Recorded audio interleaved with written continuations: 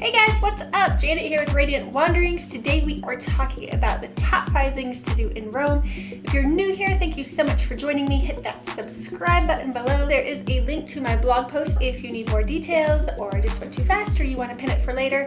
And please give me a big thumbs up. All right, let's get into it. The top 5 things to do in Rome.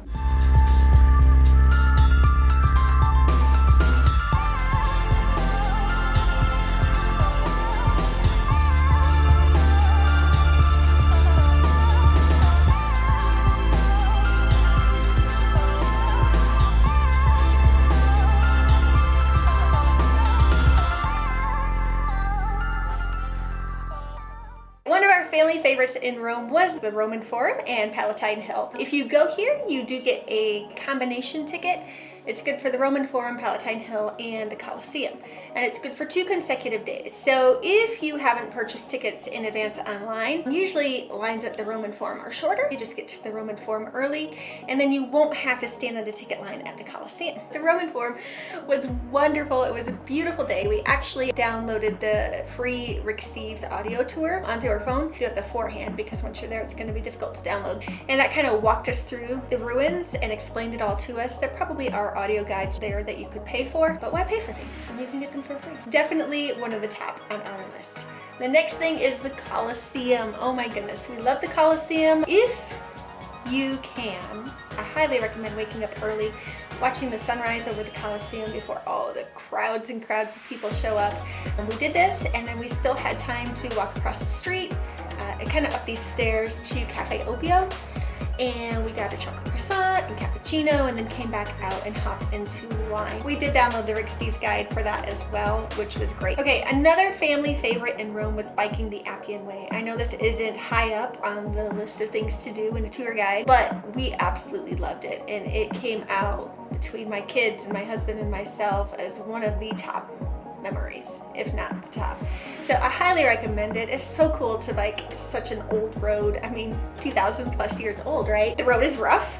Know that going into it. If you're expecting this nice smooth bike ride, it's not going to be that. Our kids, we live in Montana, so they've done some mountain biking. Not crazy mountain biking, but a little, and that helped. Actually, that came in quite handy. If you don't like all the bumps of the road, there is pretty much for the whole way, there's a dirt path that goes right along the side of it that you could ride on. But yeah, it was such a fun day. We took public transportation out, so it wasn't super expensive. We took the bus out of the city. You have to make a few transfers. We wanted to get off and see there's catacombs along the way, but unfortunately they were both closed that day, but that could be an add-on to your day out of the city.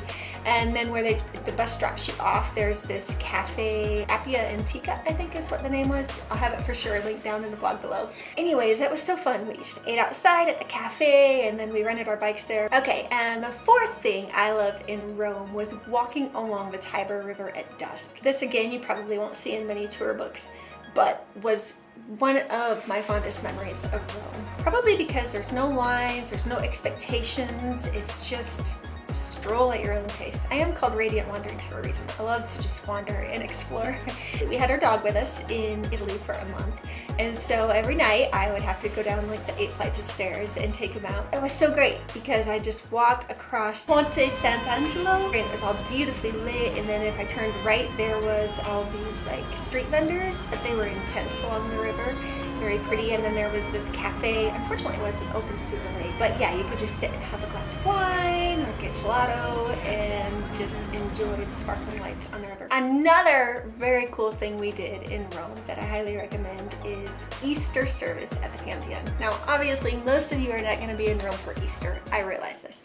So if you're not there for Easter, just go see the Pantheon. It's very cool and not huge lines. I mean, there's some lines, but you know, it's free. Easter service there was great. And I know a lot of you are thinking, why did you go to Vatican City? I didn't care that much about seeing the Pope, and I really didn't want to be in crowds yet again. I thought it would be more special to be in a quaint atmosphere. It's still a hugely historic building, and I thought there'd be less crowds at the Pantheon, and boy, were there less crowds. I think there were 100 to 150 people in total for the whole service. It was beautiful listening to the choir sing a cappella and then looking up the big oculus and these birds just fly in and out and the clouds were just going by, and it was a really special experience.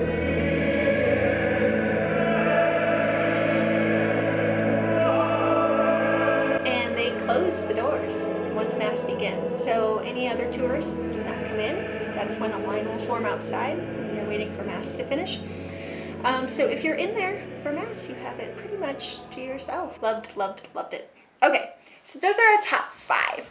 And I know you're thinking, gosh, you left so much out. We did a lot of other things, but these consistently were at the top of our favorites list as a family. Honorable mention, there are a few. St. Peter's Basilica was amazing. The only reason that's honorable mention and not farther up is just the lines and the crowds again.